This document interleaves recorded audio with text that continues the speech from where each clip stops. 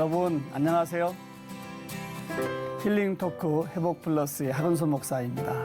안녕하세요. 이지입니다. 목사님, 네. 6월 하면은 아무래도 호국보훈의 달이 가장 먼저 떠오르게 되는데요. 네. 특히나 오늘은 6월 25일입니다. 우리 역사에 있어서 잊어서도 안 되고 잊을 수도 없는 그런 날이죠. 예. 그렇죠.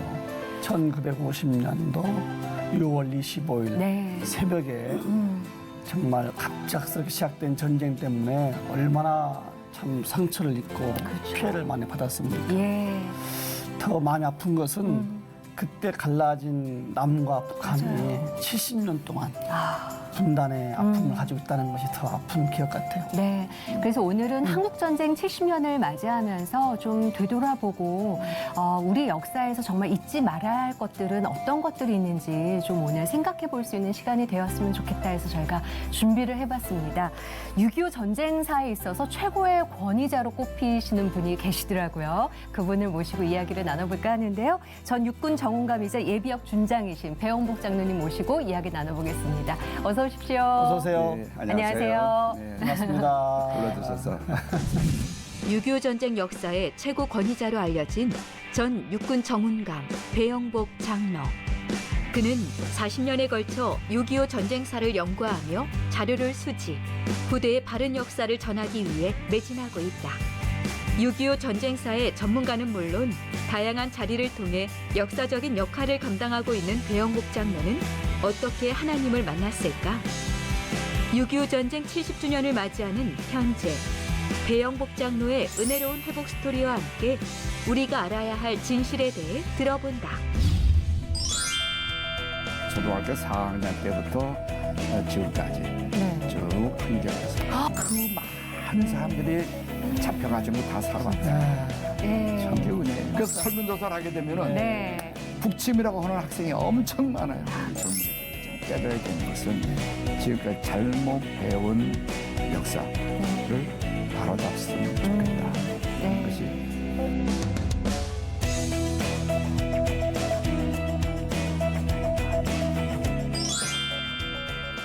장군님의 포즈가 있으시네요. 그렇습니까? 늘 이렇게 살아왔으니까. 예. 육군 정훈감. 네. 네. 이것이 군에서 어떤 역할을 하는 기관인가요? 우리 정원이라고 하는 것은 이제 군인하고 반드시 뭐 총과제 전쟁만 하는 게 아니거든요. 그럼 이제 만약에 총을 가지고 전투하는 군인을 이제 하드웨어라고 표현한다면은 네. 우리 정원은 소프트웨어 측면에서 군을 좀 부드럽게 영화시키고 네. 정신 교육이나 또 문화 생활이나 네. 또 뭐 대국민 홍보나 이런 그 교육과 홍보 네. 이런 걸 위주로 합니다. 네. 그러면 군인으로 한 몇 년 동안 하시고 예편하시게 되신 건가요? 한 30년 했죠. 30년. 예. 한 우물을 깊이 파셨었어요. 예. 그러면 처음부터 나는 군인을 평생 직업으로 삼겠다 해서 시작하신 건가요? 아니면 어떻게 그런 건 아니고요. 예.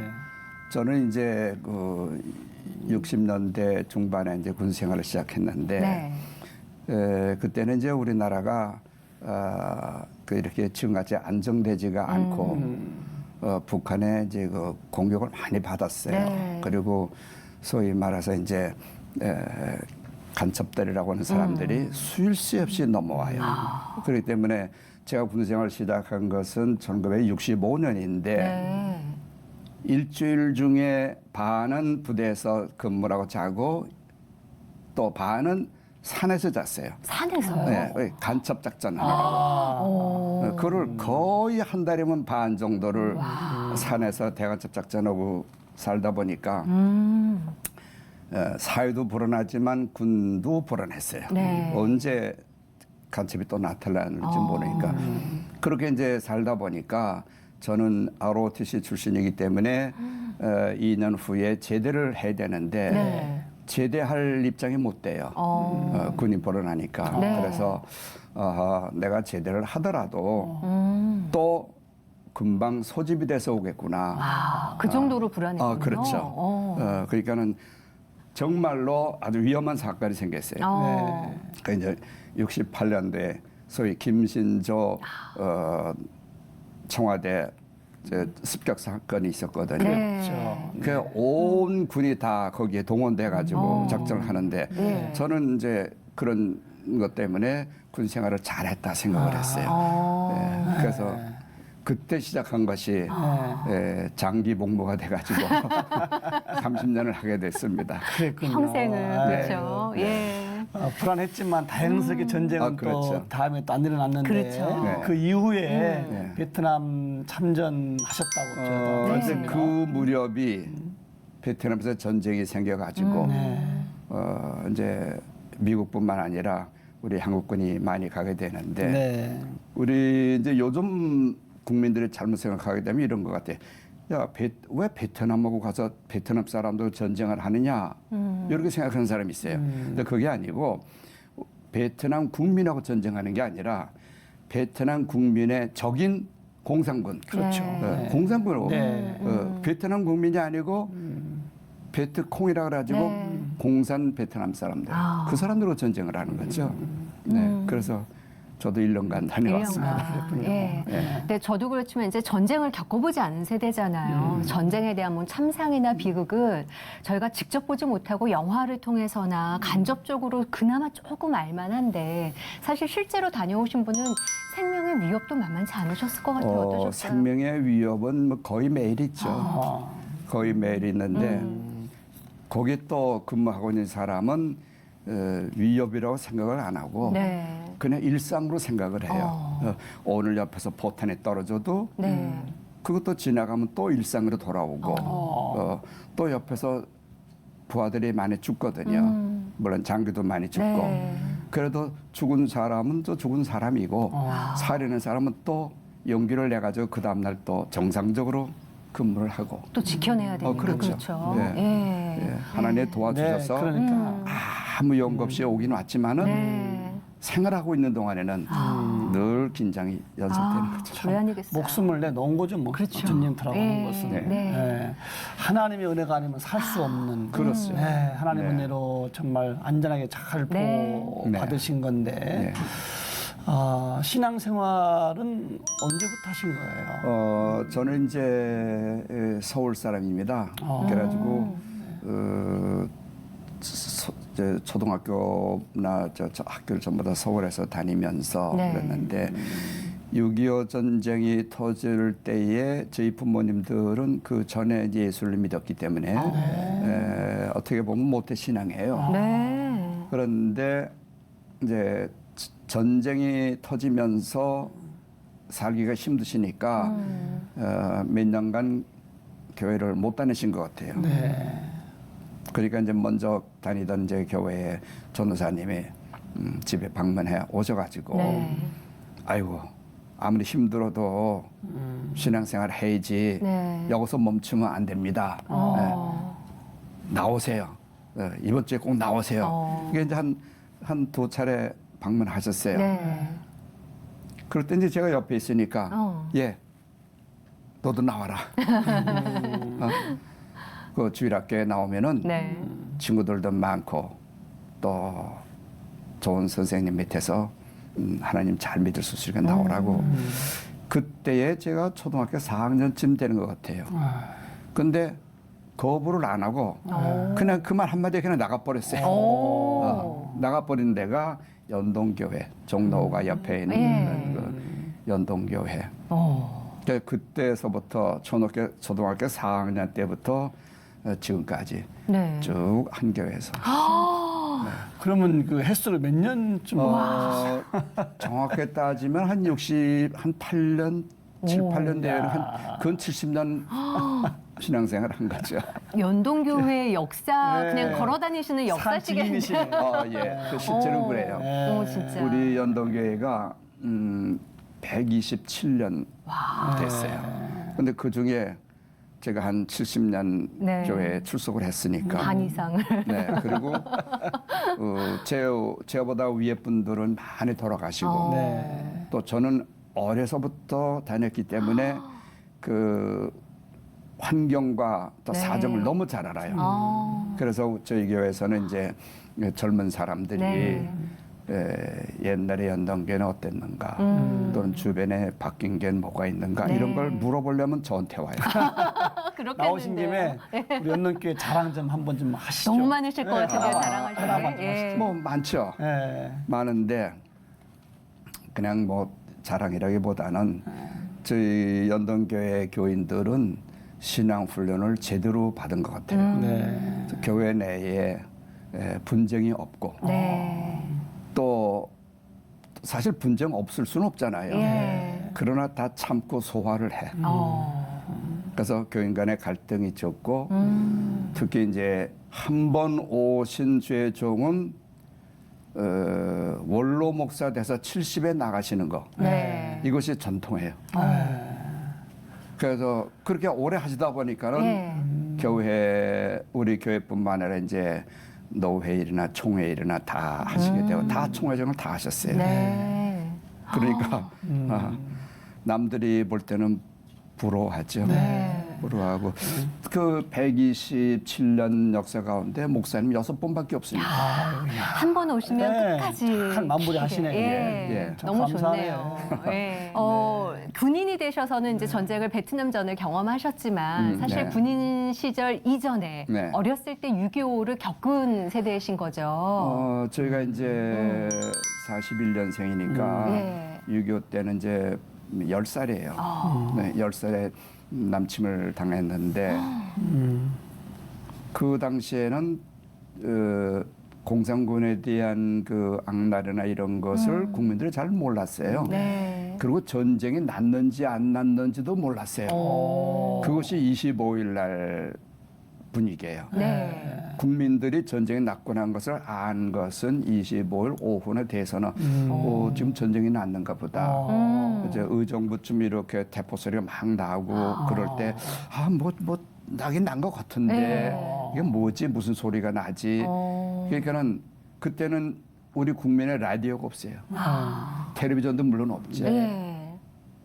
그저 전단 신문이나 봐야 전쟁이 났구나 하는 거를 알고 또 전쟁이 났다고 해도 대처하는 방법이 없어요. 네. 그러니까 일상적인 생활 그대로 다 했어요. 학교도 그냥 가고 26일 날도 학교에 가고 27일 날도 학교에 가고 와. 직장 다니는 사람들 26일 그냥 다 직장에 나가고 그랬는데 28일 날 이제 서울 점령당했잖아요. 네. 그게 27일서부터 이제 문제가 생긴 거죠. 27일부터는 전쟁이로구나. 근데 어떡하지? 피난 가야지. 피난 갈 분위기가 아니기 때문에 전부 다 그대로 있었어요. 피난 간 사람은 아마 그 고위층에서 저 부분적으로 몇 사람 가는지 몰라도 네. 서울시민 전체는 그냥 다 그냥 차분하게 대부분의 분들은 네, 차분하게 다 앉아서 적군을 그냥 맞이했죠. 아니 적군이 이렇게 맞이했을 때 예. 쳐들어왔는데 어떻게 그냥 살려둡니까? 그러니까요. 그게 이제 그 공산당의 그 전략 가운데 하나인데 네. 점령지에 들어가서 악랄하게 굴질 않아요. 처음에. 처음에는. 네. 나중에는 이제 그 전략이 있어서 다 악랄하게 하지만은 제일 처음에 내려왔을 때는 환심을 사기 위해서 아주 친절하고 우리는 맞으면 해방군이다. 네. 서울 해방시키러 왔다. 아주 얼마나 친절하고 달콤하게 다가오군요, 그렇죠. 처음에는. 아이들 전 학생이 조그만 애들이니까 우리들 맨날 모이면은 네. 과자나 사탕 이런 거 주고 불러서 노래 가르쳐 주고 노래 가르쳐 준다는 것이 지금 말하자면 적군 노래 가르쳐 주. 김일성의 노래 그런 거. 그러니까 처음에 며칠은 그랬어요. 네. 며칠은 참 친절했어요. 하지만 그 이제 본색이 드러나기 시작할 본색이 때쯤에는 드러나죠. 생명의 위협이 있잖아요. 그러면 예, 어떻게 그때는 이제 하셨어요? 며칠 후 지난 다음부터는 이제 소위 말해서 완장 찬 사람들. 그 28일 날 서울을 점령했는데 네. 28일 날 오후 29일서부터는 동네 완장 찬 사람들, 빨간 완장 찬 사람들이 나타나서 이제 공산군은 입으로만 지시를 하고 네. 요 완장 찬 사람들의 악랄한 수법을 다 하는 거예요. 실질적으로. 그렇죠. 동네 이제 누구 너무 잘하니까. 원로들 예. 또 좀 지 마음에 잘 안 들었던 사람들 이런 사람들 하나하나 불러다가 이제 인민군 같이 오면은 이 사람 나쁜 사람이다. 또 이 사람은 뭐 한 사람이다. 이 사람은 반동이다. 그 반동이라는 말을 지적해서 하는 거는 인민군이 하는 게 아니라 그 동네에서 완장찬 주민들이야. 예. 이게 참 마음이 나쁜 아프네요. 사람들이죠. 그러면은 피난도 가실 수가 없었던 없죠. 상황이잖아요. 그럼 다 그냥 남아 있죠. 근데 이제 눈에 띄면 죽는 거 또 아니에요? 죽는 거예요. 어른들은? 네. 예. 생명의 그러니까는- 위협을 어떻게 해. 그 다음에 도망가는 거야. 한 사람, 저 사람은 우리 동네를 위해서 일을 많이 했던 안무개인데 불려다가 혼쭐이 나고 인민재판에 들어간다. 네. 이것을 보고 그 다음날 다 도망가는 거야. 그 전까지는 2, 3일 동안 안 도망갔어요. 예. 네. 그 그럼 다음부터는 장로님도 이제 피난 가신 거예요? 안 가신 거? 우리는 뭐 피난 갈 이유도 없죠. 어린애니까. 그리고 저희 형님들이 몇 분 계셨는데 네. 형님들은 이제 도망을 갔죠. 어디로 도망가셨어요? 이제 무조건 오고 이제 남쪽으로 내려가는 거예요. 무조건 오고 남쪽으로 내려가는 건데 내려가기 전에 인민군이 벌써 거기 다 와 있으니까 예. 도로 잡혀오거나 산 속으로 도망가는 거예요. 어. 그럼 저희 형님들은 이제 대전까지 갔었는데 그 인민군이 다 왔으니까 네. 대전에서부터 서울을 다시 숨어서 오는 거예요. 그러니까는 뭐 오고 갈 데 없잖아요. 산속에서 살 수는 없으니까 네. 낮에는 산 속에 숨어 있고 밤에는 산줄기를 타고 바살바살 대전에서부터 서울까지 오는 거예요. 한 일주일 한 열흘 이렇게 걸려서 와요. 그러니까 네. 굶기도 하고 초라한 모습이죠. 그 낮에 동네 들어올 수 없으니까 밤에 이제 들어왔어. 밤에 들어와도 숨어 지낼 공간이 그러니까. 있어야 되는 거잖아요. 그거 아들이 저렇게 다 죽을 돼서 돌아오는 걸 본 아버지 심정은 네. 참 반갑기도 하고 또 이 아들을 숨겨야 살 텐데 이걸 예. 어떡한가. 그러니까는 그때 우리 집이 이제 한옥이었어요. 예. 한옥. 한옥에는 양쪽에 방이 있고 사랑채가 있고 가운데는 마루예요. 그렇죠. 마루 한쪽을 이렇게 톱으로 썰어 가지고 사람 겨우 들어갈 만큼 조금 썰어 가지고 그를 들어가 숨는 거야. 아, 마루 밑으로. 마루 밑으로. 그러면 그 톱으로 썰어서 문구멍을 낸 자리는 장을 갖다 놔. 찬장 같은 걸 갖다 놔. 안 보이게. 안 보이게. 어.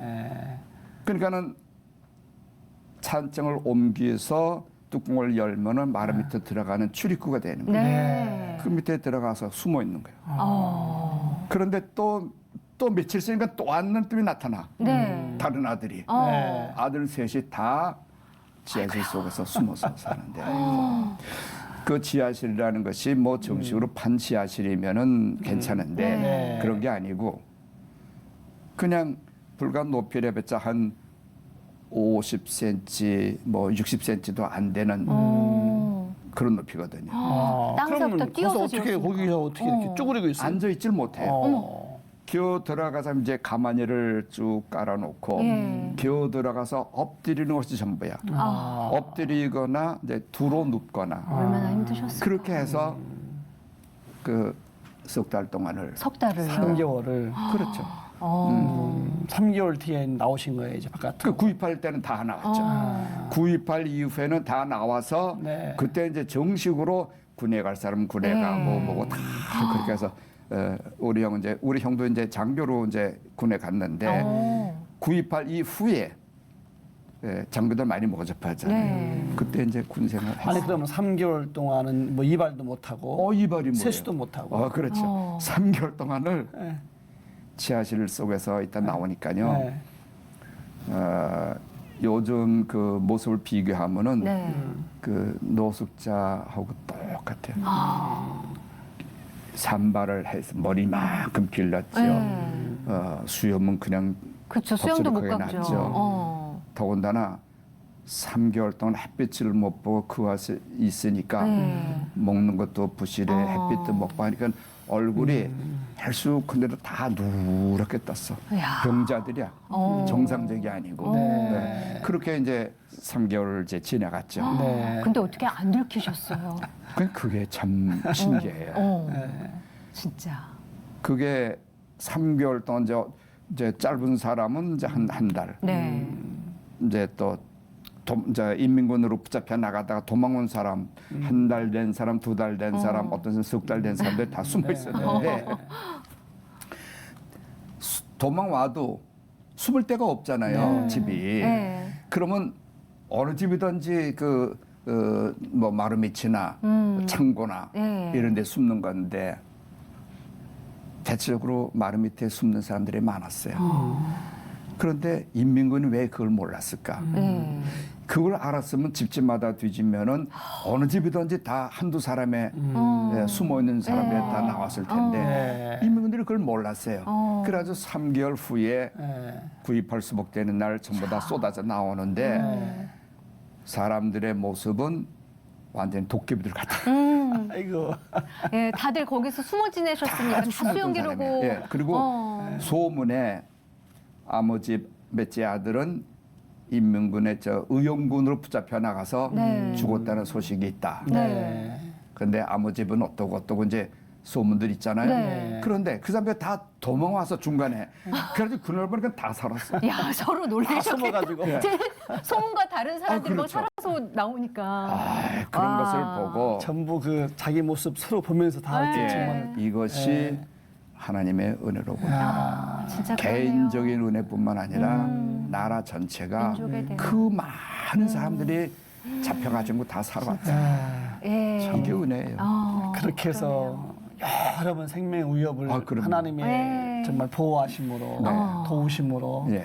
잘 살아오셨는데 네. 예, 너무 감사하고 그러니까 지금 이렇게 장로님 되셔가지고 이렇게 생명이 계신 건데 진짜. 예. 그러니까 전쟁에 관련된 책도 또 이렇게 쓰셨습니다. 이게 네. 지금 전쟁과 역사하고 네. 진실과 비밀인데 야, 이 책 너무 귀한 책인데 야, 정말 귀한 책이에요. 그냥 책이 아닌 예, 거죠, 어떤 이거는 내용을 사실. 그렸습니까? 예. 이제 대령을 될 때까지 한 오랫동안 교관 생활을 많이 했어요.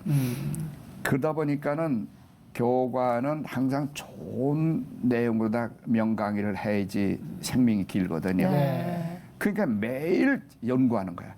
자료를 찾고 뭐 이제 그러다 보니까는 그때서부터 자료를 모으고 연구하는 것이 군에서 제대했는데도 습관이 돼가지고. 그러니까 따져보니까 한 42년 동안을 자료를 봤어요. 42년 동안 비밀 문서라는 걸 다 수집을 하고 또 언론에서 나오는 주요한 논문들 나오는 거 다 수집하고 네. 그러다 보니까는 그 자료가 그 옛날에 그 라면 박스에다가 자료를 이렇게 저장하는데 그게 10개가 돼요. 와. 엄청 박스로 열. 박스로다가 이렇게 되는 거야. 이거를 이제 오랫동안 이제 가져두고 있었는데 제가 이제 나이 70이 되고 그러다 보니까 내가 하려면 진작 했어야지. 나이 70이 되는데 이걸 어디다 쓰느냐. 일산 때문에 같은 자료를 다 내용별로 분류를 쭉 했어. 어마어마한 작업을 하신 내용별로 거네요. 분류를 쭉 하다 보니까 해방 이후 6.25 전쟁 해서 오늘날까지 관련된 자료가 절반이야. 이게 이제 엄청나는 거예요. 네. 그래서 야, 나도 깜짝깜짝 놀라는 귀중한 자료들이 많은 거예요. 네. 그래서 그럴 바에야 내가 책을 쓰자. 중요한 것들 모아서. 네. 쓰기 위해서 어떤 내용을 쓸까 하는 거 그 분류 작업하는 데만 6개월이 걸렸어. 6개월 다 그런 다음에 목차가 나오고 네. 그다음에 집필하는데 3년이 걸리고. 그래서 나온 책이 전쟁과 역사. 그리고 지금 보니까 또 한 권인 6.25 전쟁으로의 진실 여행, 진실과 비밀이라는 책이 예. 있어요, 장로님. 이 책은 말하자면은 스탠다드로다가 쭉 이렇게 썼는데 예. 그 비하인드 스토리가 많아요. 아. 또 그 비밀스러운 내용들이 네. 비밀 문서도 많고 그런데 우리가 6.25 전쟁에 대해서 잘 못 알고 틀리는 부분이 많아. 네. 그래서 내가 이거는 별도로다가 정리해야 되겠다고 해서 진실과 비밀이라는 예. 거를 별도로다가 만들었어요. 아. 그러니까 요것도 한 2년 예. 걸렸어요. 네. 그러면 저희가 이거를 책 한 권을 다 읽을 수가 없으니까 정말 중요한 진실 좀 오늘 알려주고 가시면 안 되나요? 제일 그 중요한 거는요. 6.25 전쟁이 왜 일어났느냐 하는 것이 이제 중요한데 네. 그 사람들은 그냥 김일성이가 쳐들어왔다는 정도밖에 몰라요. 네. 이건 단편적인 것이고 네. 김일성이가 쳐들어 내려오기까지의 김일성도 교육을 받았고 자기 이념적으로 정리를 하고 또 그 자기 나름대로 적화 통일이 왜 필요한가는 거를 연구했을 거 아니에요. 네. 그리고 결심을 했잖아요. 그렇죠. 그런 과정이 지금 이 사회에서는 잘 몰라요. 그래서 내가 그런 과정을 여러 가지 문서를 통해서 보고 네. 그래서 그 김일성 그 가짜 김일성으로 북한의 독재자로 나타난 그 과정서부터 네. 네. 그 다음에 이제 그러면 남침을 한다고 그랬는데 네. 남침하는 걸 왜 한 것은 몰랐느냐? 모르는 게 다 알았죠. 다 알았는데 그 정보기관에서 다 알고 군에서도 다 알고 그런데 그거를 위에다가 보고를 하게 되면은 그걸 인정을 안 해. 야, 저 북괴군이 무슨 남침을 하느냐? 우리가 이렇게 훌륭한 대한민국 국군이 있는데 네. 허튼 보고하지 말아라. 그럼 무시하는 경우가 많았어요. 네. 왜 그렇게 됐느냐? 군 내에 고급 관료 중에 고위층에 간첩들이 있는 거예요. 아, 그 시대 때는. 네. 그럼 군에만 있는 게 아니고 네. 정부에도 있어. 아, 국회에도 있고. 쉽지 않았겠네요. 아이고 그러니까는 요즘 우리가 뭐 간첩들이 많이 있는데 뭐 몇만 명 있다 뭐 그러면 사람들이 안 믿는 거나 마찬가지예요. 네. 설마 그렇게 있느냐. 그래가지고 군에서 이 사람들이 북한의 지령을 받았겠죠. 조직적으로 다 관리하니까 와. 예를 들면은 6월 25일 날 새벽에 전쟁이 일어난다. 네. 전쟁 일어나는 거 맞추어서 우리 국군의 무장 해제를 다 시켜버렸어요. 이건 있을 수 없는 일이에요. 그런데 어떻게 무장 해제를 시키느냐 하면은 북한에 이제 남침 계획이 있고 막 이제 저 준비를 하고 있으니까 좀 수상하다 해가지고 전방부대에 이제 경계 태세를 내리잖아요. 네. 이제 비상 경계를 근무를 시키거든요. 네. 한 달 동안 시켰어요. 6월 한 달 동안. 그런데 6월 23일 날 밤 12시. 예. 그렇게 24일 날 이걸 해제시킨 거야. 경계령 비상경계 해제해요. 그러니까 철저하게 경계를 지키고 있던 걸 좀 해제시키고 버리는 거예요. 네. 그리고 이제 그동안 너희들이 고생했으니까 네. 병력의 3분의 1은 휴가나 외출 회복을 다 내보내라. 굉장히 조직적이었네요. 그러니까는 말이 3분의 1인데 어떤 부대는 절반을 내보내는 거예요. 와. 또 전투하려면은 모든 군용 저 차량이나 대포나 이런 거 다 준비돼 네. 있어야 되는데 야 이거 좀 오래된 거 쓰니까 좀 성능을 재점검하기 위해서 후방 기지로 보내서 다시 정비를 받아라. 어머. 그래가지고 부대 대포가 10개 있으면은 한 4-5개는 후방으로 저 정비하러 가는 거예요. 야, 명분은 있었으나 전쟁에 앞두고서는 굉장히 전쟁이 말이 안 되는 아니라 상황이었네요. 전쟁이 아니라 무장 해제시키는 거예요. 그러네요. 무방비를 네. 조금 만들어 놓은 거예요. 그런 거네. 또 지휘관들은 이제 1년 전이고 6개월 전에 와서 뭐 강원도면 강원도, 철원이면 철원, 또 뭐 의정부 의정부역을 예. 지키고 있었는데 예. 야 너희 너무 오래됐다 그래서 바꿔. 그게 다 한 시점에 일어난 거. 다 일어난 거예요 그때. 열흘 전에 지휘관들 막 바꿔. 와. 그러놓으면은 내가 지키기 위해서 6개월을 여서 상황을 다 판단하고 있었는데 갑자기 너는 강원도로 가라. 너는 전혀 또 모르는 중부전선으로 가라. 이게 와. 바꿔놓으면은 새로운 사람이 와서 이걸 상황 파악하기가 엄청 힘드는 거예요. 그렇겠어요. 모르는 상태. 그런 정도로 정부 요직에도 간첩들이 이렇게 그렇죠. 있었던 거예요. 예. 아니 그러면 장로님 그러면 왜 그 6.25 전쟁은 남침이 아니라 북침이다 네. 이렇게 말하는 것도 그러면 그것도 계획적이에요. 그것도 네, 그거 뭐냐면 남침이 아니고 북침이라는 말을 제일 먼저 한 건 김일성이에요. 이 다른 사람들은 이런 연구를 안 했어요. 안 했는데 제가 연구를 해보니까 6.25 전쟁이 몇 시에 일어났느냐 하면요. 네. 지금 6월 25일 새벽 4시에 일어났다고 그렇게 돼 있어요. 근데 4시에 사실은 4시가 아니고 5시에 일어났어. 새벽 5시. 새벽 5시에. 그 4시는 뭐냐면은 전쟁을 일으키기 위해서 남쪽에 시비를 건 거야. 시비를 건 거예요. 네.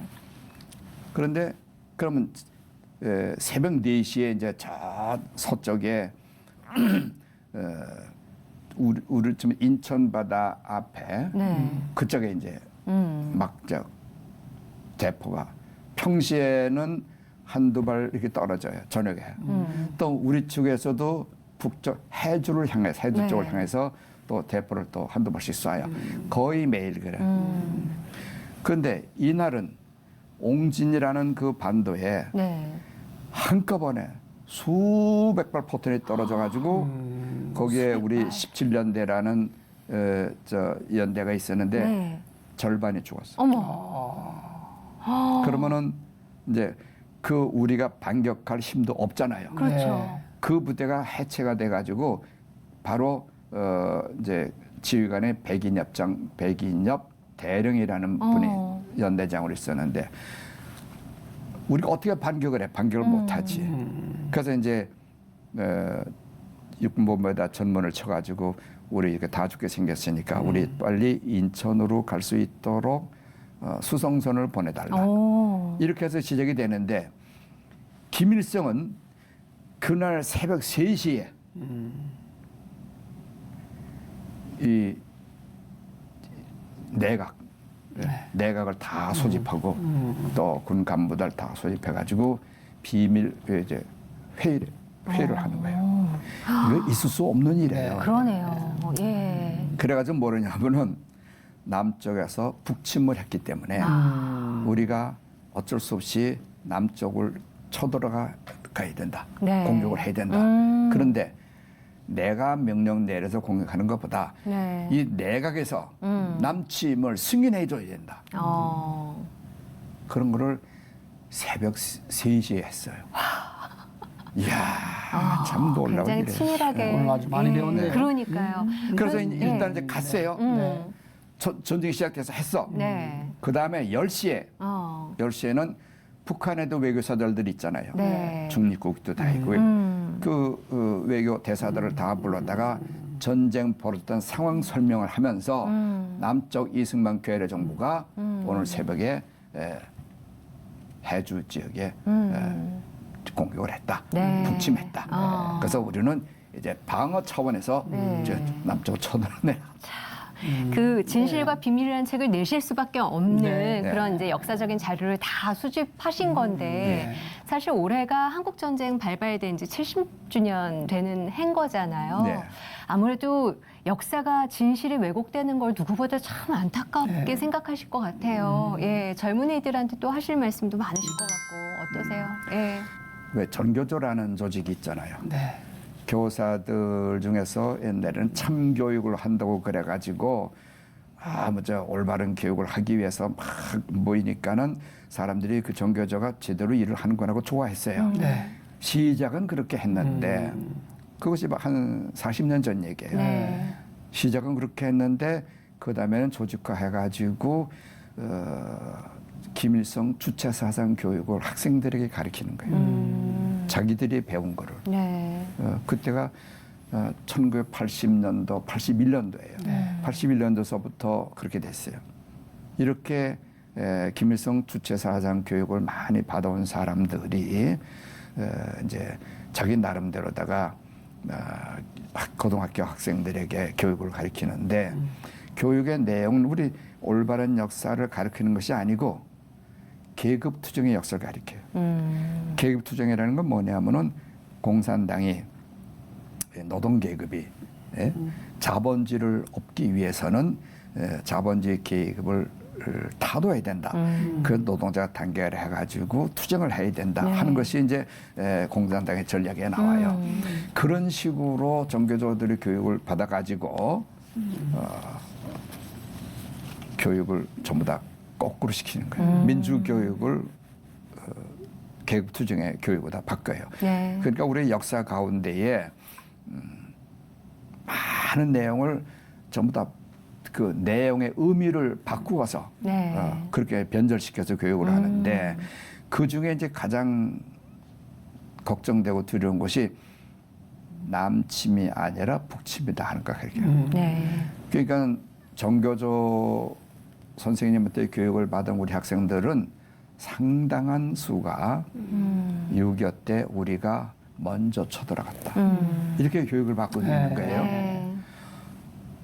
근데 이게 학생들이 그 교육을 받으면서 그 가르쳐주는 선생님은 거기에 대한 확신이 있는 거예요. 네. 확신. 그 확신은 어떻게 생겼냐면은 이제 아까 말씀드린 대로다가 김일성이가 자기 남침했다는 사실을 숨기기 위해서 외교 사절들에게 북침이라고 설명한 것처럼 네. 60년대, 70년대에는 해외 공간에다가 네. 북한이 거래하고는 해외 공간 그 외교관들이 전부 다 이 북침이라는 거를 교제를 통해서 다 그렇게 홍보를 했어요. 그 당시에 우리나라는 70년대까지 해외 공보관이 없었어요. 이제 70년대 후반부터 해외 공보관이 생겼는데 그러니까 외국에 있는 연구하는 사람이나 학생들이 6.25 전쟁에 대해서 보려고 그러면 전부 북한의 자료만 있어. 그렇게 돼 있습니다. 북한 자료만 있어. 한국 자료는 없고. 네. 그러니까는 대표적인 그 수종주의 학자들이 아 이거는 남침이 아니라 북침이로구나 이런 인식을 많이 갖고 있었어요. 네. 자료가 왜곡된 자료를 네, 왜곡된 볼 자료가. 수밖에 없었으니까. 이거를 철저하게 연구한 사람이 미국 시카고 대학에 있는 브루스 커밍이라는 브루스 커밍스 교수가 이걸 연구해가지고 책을 써냈는데 그 사람은 신기하게 썼죠. 남침이 아니라 북침이라 하는 걸 해가지고 1981년도에 책을 써냈어. 네. 책 이름이 한국전쟁의 기원이라는 거예요. 근데 그 주사파애들이 한창 데모를 하고 사상 교육을 시키고 서클 활동을 하면서 교재가 있어야 되는데 교재가 두 가지가 있어요. 물론 다른 것도 다 하지만은 첫째는 김일성 주체사상, 네. 두 번째는 한국전쟁의 기원. 이걸 가지고 이제 하는데 잘못된 예. 책을 가지고 예. 그러니까는 한국에서 쓴 책도 아니고 객관적으로 미국에 있는 교수가 북침이라고 썼으니 네. 얼마나 선전하기 좋아요. 그러게요. 그러네요. 이 책을 가지고 해서 그 80년대 운동권 학생들에게는 필독서야, 필독서. 참 이거를 보니까 네. 정기조 선생님들이 아 이건 북침이 맞다 그렇게 생각을 하잖아요. 역사가 왜곡되면 왜곡된 거죠. 무서운 거란 말이죠. 네. 그리고 불신이 틈타들었을 때 상황이 얼마나 그러게. 무서워질 수 있는 건지. 그러니까 학생들이 그걸 받는 거야 전부 다. 그래서 설문조사를 하게 되면은 네. 북침이라고 하는 학생이 엄청 많아요.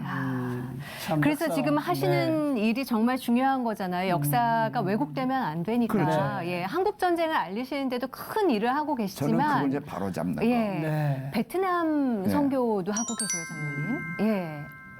이제 베트남은요. 이제 제가 이제 70년대 베트남을 갔다가 1년 전투하고 이제 왔으니까 네. 이제 베트남 참전 용사들이 우리나라에 많아요. 많은데 이 사람들이 와가지고 이제 그 후에 베트남에 공산화됐거든요. 네. 75년도 5월달에 이제 5월 말에 공산화됐는데 우리는 이렇게 잘 살고 있는데 그 사람들이 공산화된 게 얼마나 가슴 아파. 일반 국민들이 봐도 그렇지만 우리는 참전했던 용사로서는 더 가슴 아픈 일이거든요. 네. 그래서 참전했던 용사 가운데 크리스찬들이 많이 있으니까 이분들이 공산화된 거는 어쩔 수 없지만은 우리가 거기다 복음을 전파하자. 네. 그래서 베트남 국민들도 예수를 좀 믿게 해야 되겠다.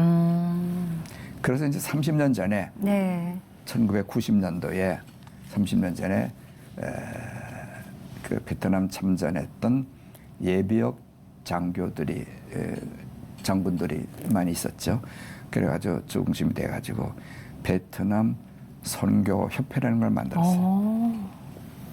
그 사무실 위치가 여전도 회관에 있어요. 네. 그래가지고 이제 그때부터 참전했던 용사들이 많이 여기 베트남 선교협회에 들어와서 회원으로 들어와가지고 자기 회비를 내고 이 회비를 모아서 베트남에 선교비로다가 보내. 근데 그게 이제 부족하고 한계가 있어요. 그래서 일반 교회, 서울의 큰 교회에다가 우리 베트남 선교를 위해서 좀 후원금 좀 선교비 좀 보내달라고 네. 요청을 하니까 또 거절 안 하고 또 보내주셨어요.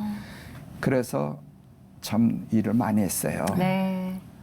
역사는 30년 됐지만은 30년 동안에 베트남에다가 개신교 교회를 120개가 넘게 큰일 교회를 나셨네요. 신축하거나 또는 그 옛날에 있던 교회를 다시 리모델링해서 예배를 드릴 수 있도록 한 게 우리 국내보다 더 많이 했어요. 교회가 125개 교회를 그렇게 해서 했고 그러는 과정에서 이제 그쪽에서 복음을 받아들였어요. 네. 받아들여 가지고 이 교회만이 아니라 우리 선교사가 가서 하는 것보다 네. 이제 베트남 국민으로서 목회자를 양성해야 그렇죠. 되겠다. 그래서 신학교를 세웠어요. 신학교를 네.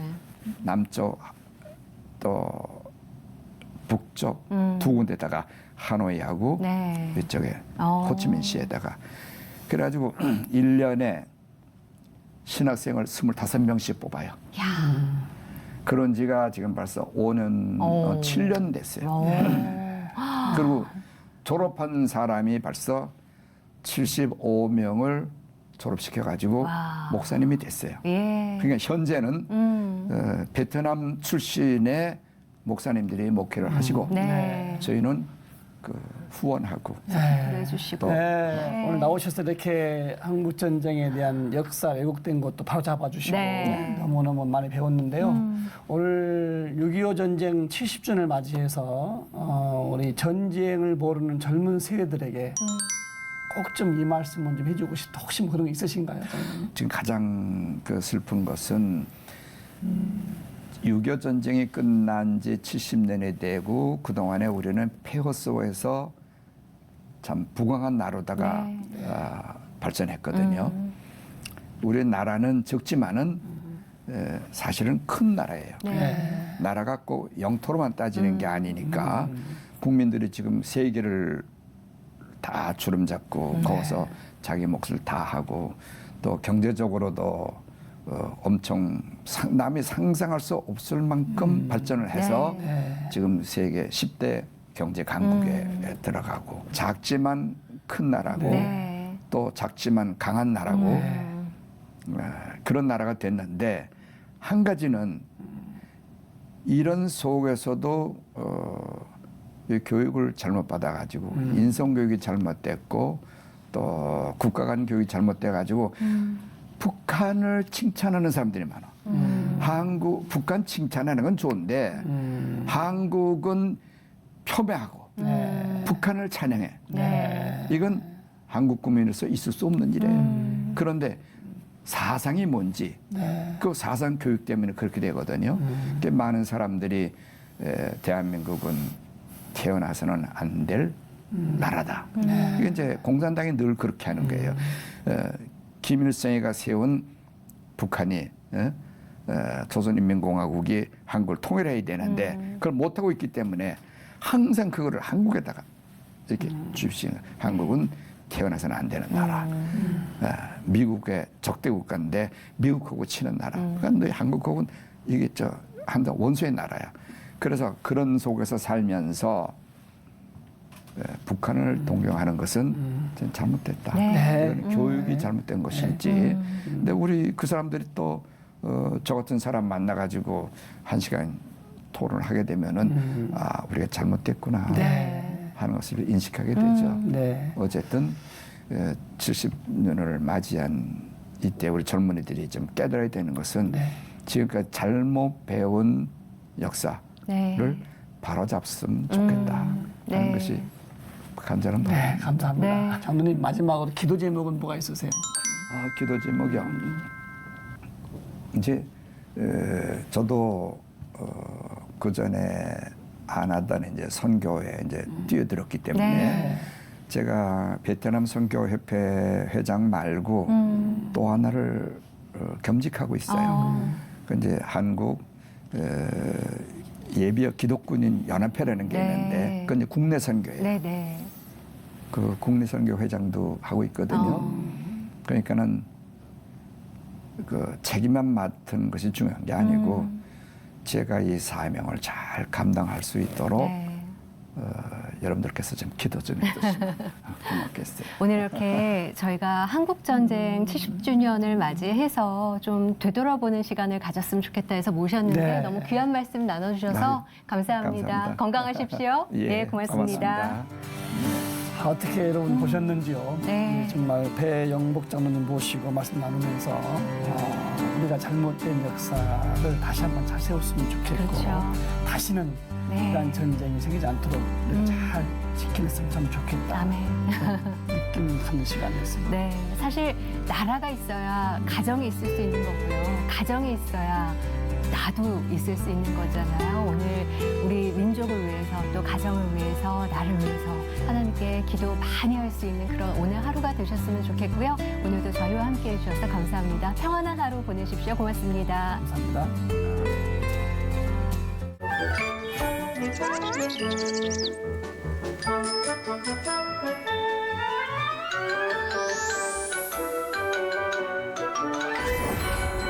Thank you.